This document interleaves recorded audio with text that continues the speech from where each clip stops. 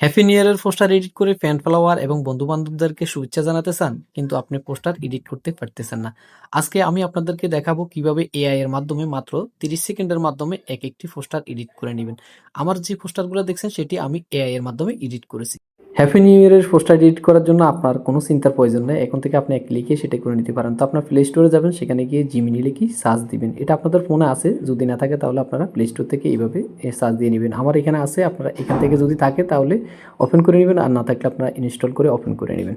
তো উপরে একটা জিমেল আইকন দেখা যাচ্ছে, সেখানে ক্লিক করে আপনারা আপনাদের জিমেল আইডি দিয়ে এটাকে রেজিস্ট্রেশন করে নেবেন। তো আমার এখানে রেজিস্ট্রেশন করা আছে অলরেডি, আমি আপনারা রেজিস্ট্রেশন করে নেবেন। রেজিস্ট্রেশন করে নেওয়ার পর নিচে আপনারা দেখেন একটা প্লাস আইকন আছে, এই প্লাস আইকনে একটা ক্লিক করবেন। এখান থেকে গ্যালারি সিলেক্ট করবেন। গ্যালারি থেকে আপনার পছন্দের ছবিটা আপনি এখান থেকে সিলেক্ট করে ছবিটা সিলেক্ট করে আপনারা নিচে ডান বাটন দেখতেছেন, সেখানে ডানে ক্লিক করে দিবেন। এরপরে আস্ক জেমিনির যে ঘরটা আছে সেই ঘরে আপনার ফর্মটা পেস্ট করে দিবেন। পেস্ট হয়ে গেলে আপনারা পাশে একটা সেন্ড বাটন দেখতেছেন, সেই সেন্ড বাটনে একটা ক্লিক করবেন। কয়েক সেকেন্ড অপেক্ষা করা লাগবে, আপনার ছবিটি তৈরি করে দিবে জেমিনি। এখান থেকে স্ক্রিনশট দিয়ে নিয়ে ফর্মটা আপনারা কপি করে নেবেন।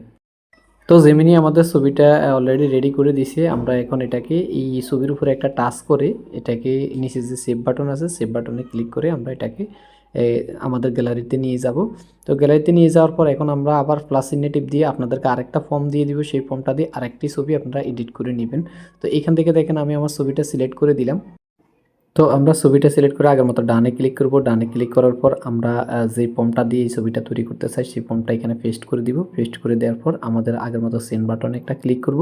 সেন্ড বাটনে ক্লিক করে একটু কয়েক সেকেন্ড অপেক্ষা করলে ছবিটা তৈরি হয়ে যাবে। ছবিটা তৈরি হয়ে গেছে। তো আমরা এখন এটাকে আগের মতো আবারও এখানে ক্লিক দিয়ে এটাকে সেভ করে নিব। সেভ করে নেওয়ার পর আমাদের এখানে সেভ বাটন। তো এখান থেকে আমি আপনাদেরকে আবারও এটা দিয়ে দিলাম, ফর্মটা দিয়ে দিলাম। আপনারা স্ক্রিনশট দিয়ে সেটা আপনারা কপি করে নেবেন। তো বন্ধুরা, আমার চ্যানেলের ভিডিওটি ভালো লাগলে আপনারা অবশ্যই আমার চ্যানেলটি সাবস্ক্রাইব করে দিবেন। এরকম অনেক গুরুত্বপূর্ণ ভিডিও আসবে যা আপনাদের অনেক কাজে দিবে।